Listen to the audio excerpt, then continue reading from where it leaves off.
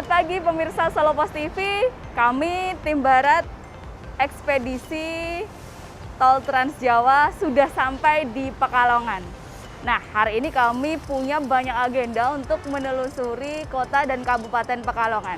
Iya, kota ini sudah dikenal sebagai kota batik. Bagaimana perjalanan kami? Simak terus di Solo Pos TV.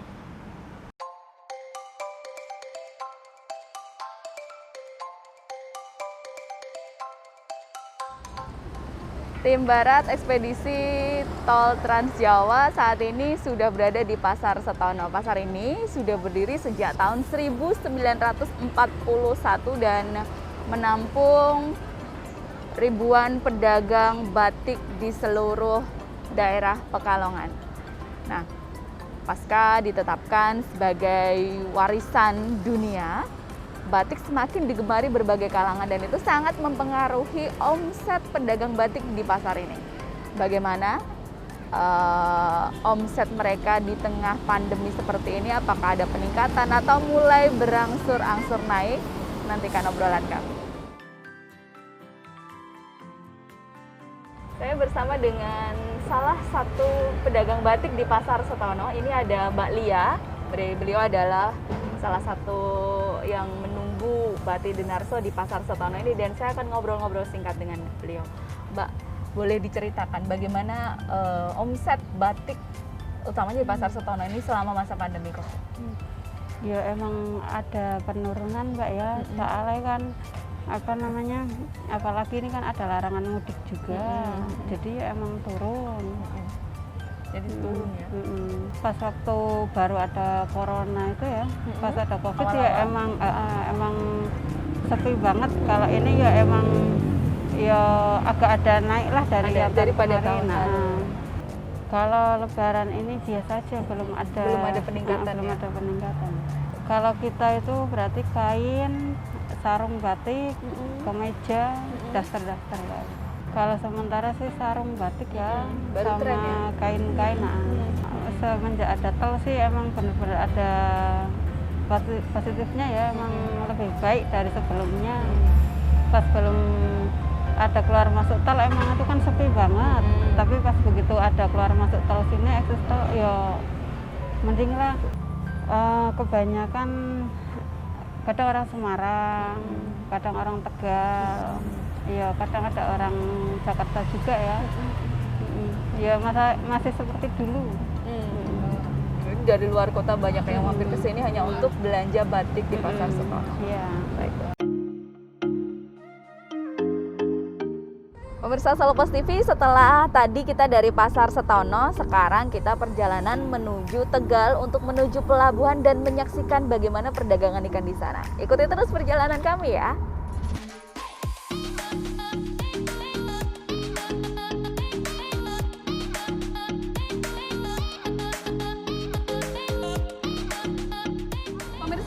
Solo Pos TV, saya saat ini sedang berada di Pelabuhan Perikanan Pantai PPP Tegal Sari Tegal dan saya sudah bersama dengan Pak Aris. Beliau adalah pemilik kapal, beberapa kapal yang ada di sini dan beliau akan menceritakan bagaimana sih berburu ikan, kemudian pulang lagi dan pendapatannya seperti apa. Kita tanyakan sama Pak Aris. Pak, boleh dijelaskan satu kapal, tadi kan Bapak menjelaskan satu kapal itu berangkat selama 2 bulan, kemudian biayanya 2 berapa? bulan atau Kayak gitu. sampai 3 bulan. Biayanya sampai mungkin ada yang 800, ada yang 700, ada yang tergantung besar kecilnya kapal. Rata-rata kalau di sini kapal ukuran berapa ya Pak? Kalau sini ukurannya kalau rata-rata ada yang 80 ton. Selama 2 bulan itu ABK-nya ada berapa Pak? ABK-nya 25. Berangkat selama 2 bulan, kebutuhan solarnya berapa Pak? Ya ada yang 30, 40 ton, 50 ton gitu. Tergantung ukuran kapalnya itu tadi ya Pak ya. Terus mereka bisa bawa pulang per orang? Ya nggak mesti, tergantung pendapatan. Pendapatannya ya Pak ya. Kalau cuminya banyak, mereka berdapat lebih banyak. Iya, kalau cuminya misalnya sedikit. ikannya Saat sedikit. ini lagi sedikit-sedikit, Bu. Kenapa Pak? Ya mungkin situasi di lautnya agak susah cuminya. Baik, terima kasih Pak Ya, ya. atas waktunya. Ya, Baik, Man. itu dia obrolan singkat kami bersama Ya. dengan Bapak Aris. Beliau adalah salah satu pemilik kapal di sini. Jadi belum bisa mengira-ngira berapa yang didapat pada hari ini. Nah, jadi satu kali kapal ini berangkat 2 sampai 3 bulan dengan jumlah ABK 20 sampai 25 orang, dan mereka selama di laut begitu mencari ikan, dan kalau mereka mendapatkan ikan lebih sedikit itu lebih bersyukur karena mereka lebih suka mendapatkan cumi. Demikian laporan saya dari pelabuhan di Tegalsari, Tegal. Pemirsa Solo Pos TV, perjalanan kami di Kota Tegal bakal diakhiri dengan berbincang bersama Wakil Wali Kota Tegal, Jumadi. Dan perbincangan seputar bagaimana potensi perikanan di Kota Tegal dan bagaimana pergerakan ekonomi di masa pandemi, kemudian setelah adanya jalur tol yang semakin menghubungkan kota-kota di Pulau Jawa.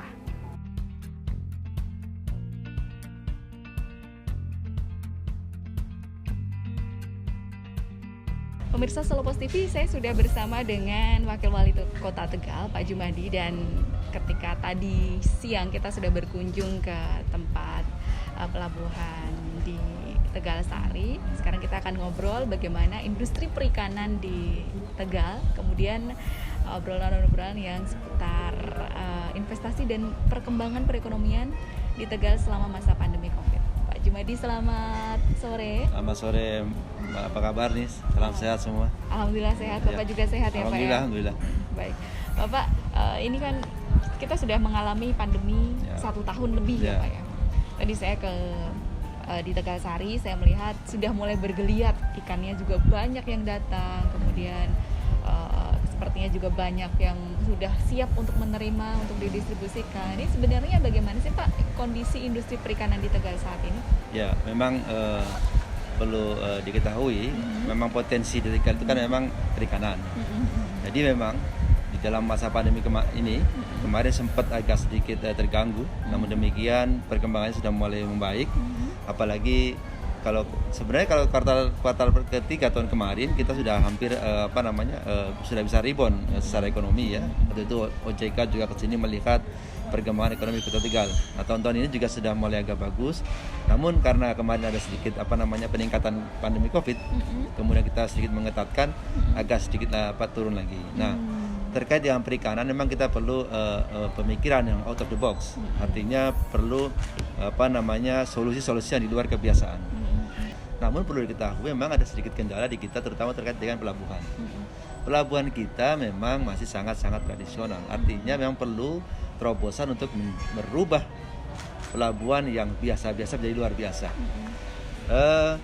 Bulan lalu sekitar Februari saya ketemu dengan Pak Menteri KKP, Pak Trenggono. Saya paparkan dengan nelayan karena kita lagi bicara tentang bagaimana agar nelayan Kota Tegal itu berubah dari menggunakan alat tangkap cantrang menjadi ramah lingkungan. Respon dari kementerian bagus, respon dari nelayan bagus, kita merubah dari alat tangkap yang tidak ramah lingkungan jadi ramah lingkungan. Kemudian Pak Trenggono juga merespon positif. Akhirnya dalam pembicaraan itu kita memang harus mau tidak mau merubah pelabuhan. Nah, ini memang perlu willingness, kemudian supporting dari pemerintah, baik pemerintah kota, pemerintah provinsi, pemerintah pusat. Jadi kita harus sama bersinergi, berkolaborasi, mencari terobosan yang paling tepat. Tegal ini yang paling pas, kenapa? Karena memang pelabuhannya belum diapa-apakan. Kalau pelabuhan lain kayak Muara Baru sudah tanggung gitu kan. Mungkin di Pati juga sudah tanggung, itu kan sudah ada pembangunan. Nah, kalau Kota Tegal ini kan masih tradisional, masih ya kalau saya bilang memang quote and quote masih sangat kumuh gitu kan. Nah, ini saatnya untuk diperbaiki, dibagusin, kemudian kita baguskan bersama-sama antara pemerintah Kota Tegal, pemerintah provinsi, pemerintah pusat. Sudah ada sinyal bagus dari kementerian, tinggal bagaimana respon pemerintah kota dan pemerintah provinsi. Yang paling penting pemerintah kotanya dulu. Apakah pemerintah kota punya niat yang sama untuk bersinergi dengan pemerintah provinsi dan pemerintah pusat? Satu-satunya kota di Indonesia yang mengatakan kota bahari itu Tegal. Tegal kota bahari. Pertanyaannya adalah bahari yang seperti apa. Begitu. Iya. Artinya saya juga harus kita harus berobjektif juga. Memang selama ini mungkin dulu terkenal karena bahari karena memang jadi pelabuhan. Sekarang udah seperti itu kan. Jadi mau nggak mau kita harus ada restorasi terhadap pelabuhan-pelabuhan di Kota Tegal. Untuk apa? Agar nelayannya, kemudian tempat parkirnya si kapal juga kita siapkan dengan bagus, kemudian pelabuhannya dengan bagus, jadi wisata. Kalau itu terjadi, mungkin pertama di Indonesia. Artinya apa yang kita tagline-kan Tegal Kota Bahari ya benar-benar ditunjukkan dengan pelabuhannya yang bagus sesuai dengan apa yang diharapkan oleh masyarakat Kota Tegal tentunya. Saya yakin masyarakat Kota Tegal sekarang berharap pemerintahan kita bisa memberikan nilai plus dengan apa? Meninggalkan legacy terhadap apa Tegal Kota Bahari, yaitu pelabuhannya. Ini kan memang Tegal ini kan sekarang kan sebagai kota lintasan, sekaligus kota industri, sekaligus kota perikanan gitu kan. Jadi memang saya kemarin sempat bicara waktu Jakarta Indonesia Belarusia Forum. Jadi kebetulan yang bicara pemerintah Kota Tegal dengan pemerintah Belarusia. Beliau juga kepengen bekerjasama dengan pemerintah Kota Tegal. Di sana kan membutuhkan seperti tadi saya bilang, katakanlah untuk perikanan yang lainnya. Nanti ada kayak sister city ya, tetapi yang positif. Sister city bukan sekedar sister city, tetapi harus benar-benar real. Ada yang dikerjakan, ada yang bisa dimanfaatkan oleh kedua belah pihak. Salah satunya itu ya, tadi. Salah satunya benar perikanan, dan itu saya kira menarik gitu kan. Mungkin hal-hal yang seperti ini yang kita harus mencari terobosannya. Berpikirnya harus out of the box, kemudian tidak hanya mengandalkan dari dana pemerintah pusat, dana APBD, tetapi kita bagaimana caranya mengundang mereka untuk masuk ke Kota Tegal. Dan Pak Menteri juga waktu itu mengatakan ini bukan cuma dana dari pemerintah pusat, tapi kita mencoba untuk mencari investor untuk membuat pelabuhan ini yang bagus ya. Kemudian nanti nelayan juga bisa chip in, punya saham di situ, masyarakat Tegal bisa punya saham di situ, mungkin yang punya kuliner seperti Familiar ini bisa punya saham di situ, walaupun sedikit, tetapi ada sense of belongingnya, rasa memilikinya terhadap pelabuhan. Itu yang paling penting. Baik. Memang yang paling penting sebenarnya apapun itu namanya, paling penting infrastruktur kan. Jadi jalan tol, jalan jalan arterinya, kemudian pelabuhannya. Ya saya kira itu sudah pas buat Kota Tegal. Ada juga jalan kereta api ya. Jadi kita sebenarnya sangat diuntungkan dengan keberadaan jalan tol ini. Sekarang akses kita mau ke Semarang 1 hours ya kan, more or less ya kan. Kemudian ke Surabaya juga dekat, 5-6 jam, ke Jakarta 3 jam. Itulah akses seperti itu yang kita bisa offering kepada mereka untuk bisa berinvestasi di Kota Tegal.